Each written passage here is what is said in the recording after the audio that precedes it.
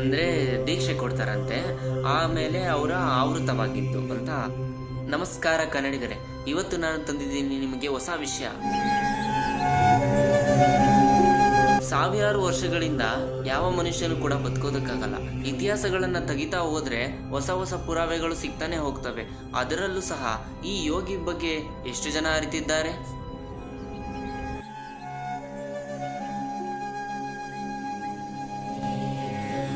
ನೀವು ಕೇಳಿದ್ದು ಫುಲ್ ನಿಜ. ಹೌದು, ಎಷ್ಟೋ ವರ್ಷಗಳಿಂದ, 10 ಅಲ್ಲ 20 ಅಲ್ಲ, ಸಾವಿರಾರು ವರ್ಷಗಳಿಂದ ಕ್ರಿಯಾಯೋಗದ ಬಗ್ಗೆ ಹಾಗೂ ಲಹರಿ ಮಹರ್ಷಿಯರ ಗುರುಗಳಾದ ನಮ್ಮ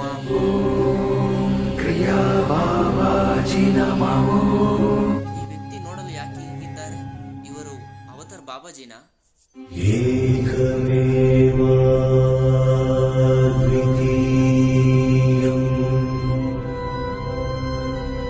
ಆ ಹಿಮಾಲಯದಲ್ಲಿ ನಡೆದಂಥ ಘಟನೆಗಳಾದರೂ ಏನು? ಅವರು ಹೇಗೆ ಸರ್ಕಾರಿ ನೌಕರರಾಗಿದ್ದ ಲಹರಿ ಮಹರ್ಷಿಯರಿಗೆ ಸಿಕ್ಕಿದ್ರು? ಸೊ ಇದನ್ನ ಇವತ್ತು ನಾವು ಫುಲ್ ತಿಳ್ಕೊಳ್ಳೋಣ. ಈ ವಿಷಯಗಳ ಬಗ್ಗೆ ತುಂಬಾ ಜನ ಮಾತನಾಡುವುದನ್ನು ನೀವು ಕೇಳಿರ್ತೀರಾ. ಆದರೆ రజనీకాంత్ ಅವರಿಗೂ ಕೂಡ ಇವರೇ గురువుಗಳಾಗಿದ್ರು ಅಂದ್ರೆ ನೀವು ನಂಬ್ತೀರಾ? ప్రతి మనిషి సంతోషంగా ఉండడానికి ఏం చేయాలి? స్వధర్మ పరిపాలన మొదటిది. మనిషి తన తనువుని మనసుని ఆరోగ్యంగా ఉంచుకోవాలి. ನೋಡಿದ್ರಲ್ಲ, ಇದೇ ತರ ಹಲವು ಸೆಲೆಬ್ರಿಟಿಗಳಿಗೂ ಕೂಡ ಇವರೇ ಗುರುಗಳಾಗಿದ್ರು. ಈ ತರ ಒಂದು ದೊಡ್ಡ ಮಾಹಿತಿಗಳೇ ನಮಗೆ ತಿಳಿದಿರಲಿಲ್ಲ. ಹೀಗೆ ಒಂದು ದಿನ ಲಹರಿ ಮಹರ್ಷಿ ಅವರಿಗೆ ಹಿಮಾಲಯದ ಒಂದು ಕಾಡಿನಲ್ಲಿ, ಅಂದರೆ ಆ ಕಾಡಿನ ಪಕ್ಕದ ಪ್ರದೇಶದಲ್ಲಿ ಅವರಿಗೆ ಟ್ರಾನ್ಸ್ಫರ್ ಆಗಿರುತ್ತೆ. ಅವರೊಬ್ಬರು ಸರ್ಕಾರಿ ನೌಕರರಾಗಿರ್ತಾರೆ. ಅವರು ಸರ್ಕಾರಿ ನೌಕರರಾಗಿ ತಮ್ಮ ಸೇವೆಯನ್ನು ಸಲ್ಲಿಸುವಾಗ ಅವರಿಗೆ ಒಂದು ಧ್ವನಿ ಕೇಳುತ್ತೆ. ಆ ಧ್ವನಿ ಯಾವುದು ಅಂತ ಅವ್ರಿಗೆ ತಿಳಿಯೋದೇ ಇಲ್ಲ. ಸೊ ಅವರು ಏನು ಮಾಡ್ತಾರೆ, ಆ ಧ್ವನಿ ಬಂದ ದಿಕ್ಕಿಗೆ ಹೋಗ್ತಾರಂತೆ. ಆ ಕಣ್ಣು ಮುಂದೆ ಬಂದಾಗ ಏನಾಗುತ್ತೆ ಅಂದರೆ ಅವರಿಗೆ ಮೈಯೆಲ್ಲ ವೈಬ್ರೇಟ್ ಆಗುತ್ತೆ. ಸುತ್ತಮುತ್ತ ಎಲ್ಲ ಪ್ರದೇಶ ತಣ್ಣಗಾಗೋ ಅನುಭವ ಆಗುತ್ತೆ.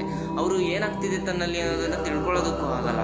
ಅವ್ರು ಕೇಳ್ತಾರೆ, ನೀನು ಯಾರು, ನಾನು ಯಾಕೆ ಇಲ್ಲಿ ಬಂದೆ ಅಂತ ಕೇಳಿದಾಗ, ನಿನ್ನನ್ನು ನಾನು ಇಲ್ಲಿ ಬರೋ ಹಾಗೆ ಮಾಡಿದ್ದೆ ನಾನು ಅಂತ ಹೇಳ್ತಾರಂತೆ.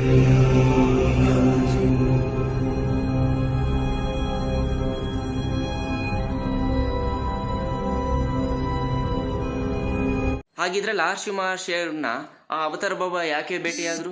ಈ ಕ್ರಿಯಾಯೋಗವನ್ನ ಅವರು ಕಲಿಸಲೇ ಬಂದಿದ್ದು ಅಂತ ಅಲ್ಲಿ ಮಾಹಿತಿ ತಿಳಿಸ್ತು. ಯಾವುದು ಈ ಕ್ರಿಯಾಯೋಗ ಅಂತ ತಿಳಿಯೋಕೆ ಹೋದಾಗ ಅದೊಂದು ಉಸಿರಾಟದ ಕ್ರಿಯೆ, ವ್ಯಾಯಾಮ ಮಾತ್ರ ಅಲ್ಲ, ಅದೊಂದು ಉಸಿರಾಟದ ಕ್ರಿಯೆ. ಸಾವಿರಾರು ವರ್ಷಗಳ ಕಾಲ ನಾವು ಹೇಗೆ ಬದುಕಬಹುದು ಅಂತ ಹೇಳುವ ಒಂದು ರಹಸ್ಯ ಸಂಗತಿ. ಅದನ್ನ ಎಲ್ಲಾ ಮನುಷ್ಯರು ಕೂಡ ಮಾಡೋದಕ್ಕಾಗೋದಿಲ್ಲ.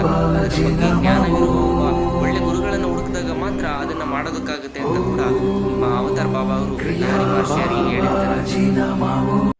ಮುಂದಿನ ಭಾಗದಲ್ಲಿ ನಾವು ಅವತಾರ್ ಬಾಬಾ ಅವರ ಇನ್ನಷ್ಟು ರಹಸ್ಯಗಳನ್ನು ಹಾಗೂ ಅವರ ಬಗ್ಗೆ ಇರುವಂತಹ ಇನ್ನಷ್ಟು ದೊಡ್ಡ ಘಟನೆಗಳನ್ನು ನಾವು ಸ್ಮರಿಸಿಕೊಂಡು ಮುಂದಿನ ವಿಡಿಯೋದಲ್ಲಿ ಸಿಗ್ತಾ ಇರ್ತೀನಿ. ನೋಡ್ತಾ ಇರಿ. ನಾನು ನಿಮ್ಮ ಆಕಾಶ್. Thank you. ಹೀಗೆ ಶೇರ್ ಮಾಡಿ, ಲೈಕ್ ಮಾಡಿ ಹಾಗೂ ಸಬ್ಸ್ಕ್ರೈಬ್ ಮಾಡ್ಕೊಳ್ಳಿ.